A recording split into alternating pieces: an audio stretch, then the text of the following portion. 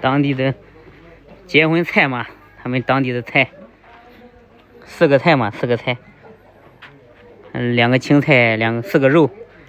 ，1头牛嘛，早上嘎了那1头牛。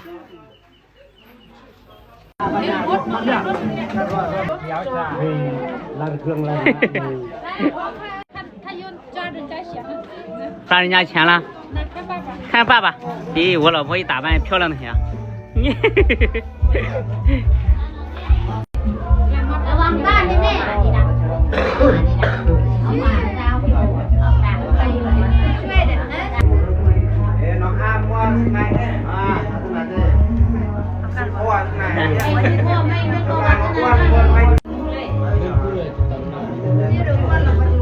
เขาจะอ่านแล้ววันนี้มีแต่เขามาเบิ่งอ่านแล้วเขาเข้าใจว่าอันนี้มือนั้นละเอิญว่าอ่านแล้วไหนบ้านเซ็นประทับตาเพิ่งแล้วเดี๋ยวนี้เราจะเป็นเวียกของหลวงตาที่ได้มาตรวจเปิดตามสัญญาซื้อของจะมีอันใดที่ใส่อันใดยังค้างที่ได้มาตรวจตรงอันนี้หลังจากงดอันนี้แล้วกันเองตามกฎหมายว่าโดยครอบครัวสำหรับปรับปรุงเลขที่ช่วงนี้สอบตลงวันที่สอบตลงวันที่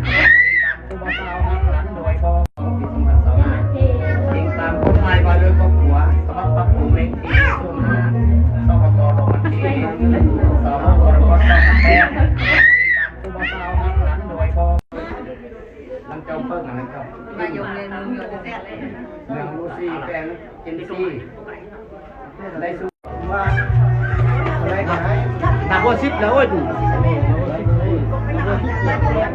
นับว่า10มาแล้ว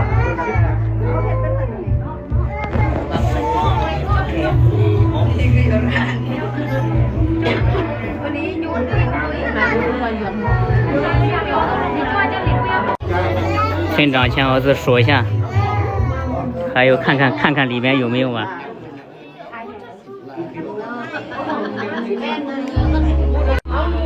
看看买的多少钱吧，给丈母娘买的这是。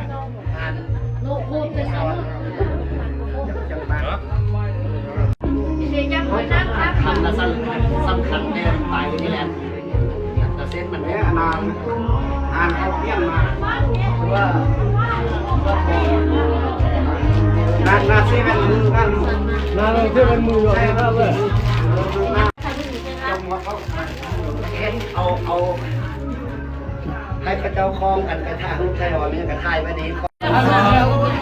ป็นแรงให้เราเลยในทุกคนหลังสาวมาแต่เตาในคอแม่พ่อเป็นลูกเป็นเมีย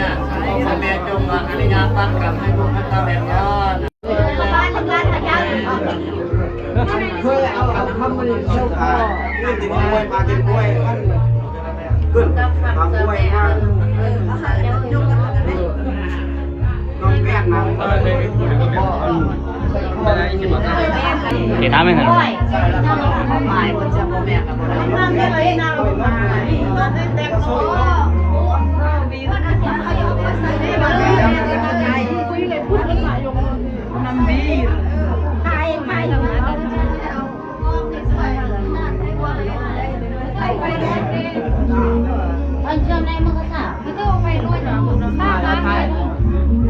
拍照，你手机拍照，快点拍，快点拍照，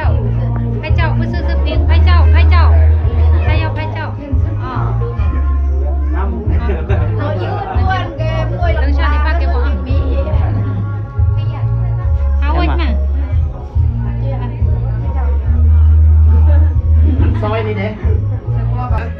妈给妈买的。มันข้างว่าแม่ค่อยอ้อมมากับข้างนี้อ้อมมาแม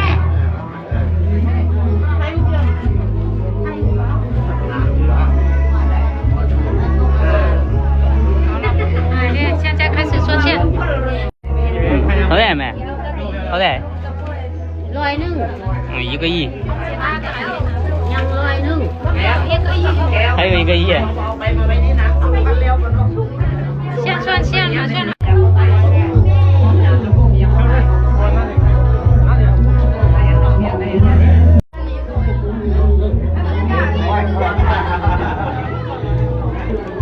มัน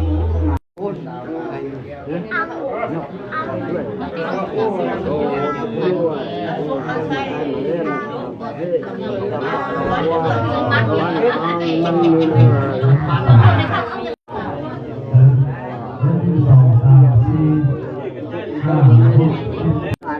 ส่วนเชียงมันมีแล้วพี่อยู่นี่เขาพี่เข้าแล้ว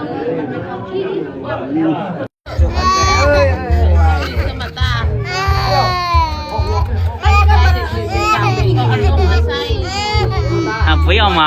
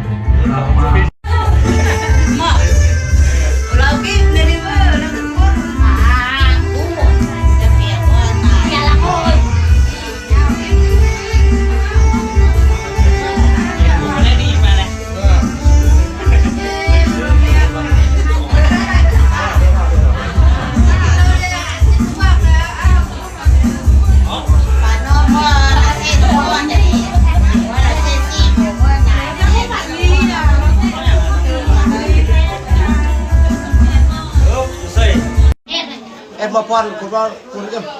มาป้อนด้วยกันอ๋อเป็นแต่ว่าผมว่า เยอะมากกว่านี่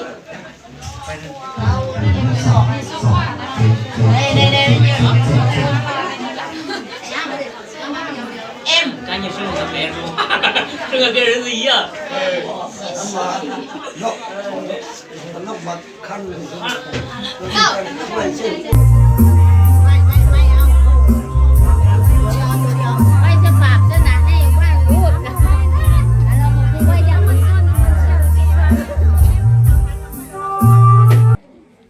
靠近点嘛，再靠近。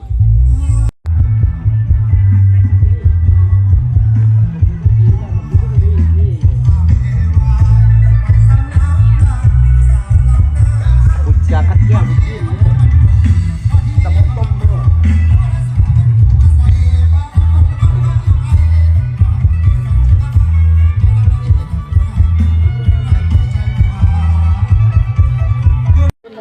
他们过来吃饭了，过来吃饭了。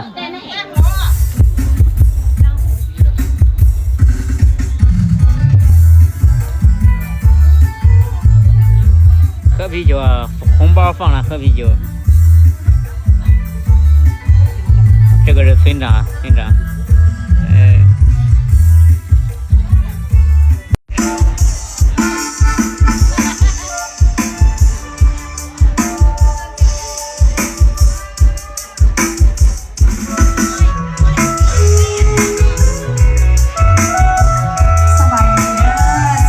好，ขอเชิญ2、4、6。跳舞了，跳舞了。女的在对面，男的在这边。哎。